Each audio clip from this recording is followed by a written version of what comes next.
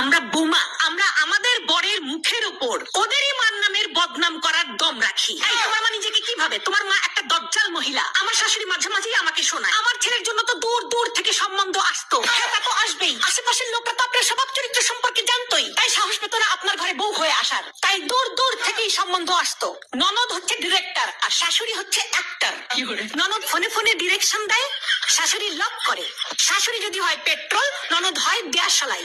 তবে ঢোল তবলাবাদক স্বামী হয়। যার কথাই শুনবেন ফাঁসবেন তো ওই মালটাই। প্রত্যেকটা শাশুড়ি বলবে, ওম্মা এটাও শিখে আসো নাই, ওম্মা তোমার মা এটাও শেখায় নাই। শোনেন, ওটা আমার বাপের বাড়ি, কোনো স্কুল না। আবার শিখে ফেলে দিলে এটাও বলবে, আমরা তো এরকম করি না, আমাদের তো এরকম হয় না, এটা রান্না হয়েছে, এই ছিরি এটাও পারো না। আরে এত সমস্যা যখন নিজে গিয়ে করেন, বৌমা বাড়িতে আসার পর দেখবেন ওরা আর কোনো কাজ করতে পারে না। তাহলে আগে এই কাজগুলো কে করতো? আমি বুঝি না, উনি শাশুড়ি নাকি স্কুলের প্রিন্সিপাল? সবসময় পারমিশন নিতে হবে, মেয়ে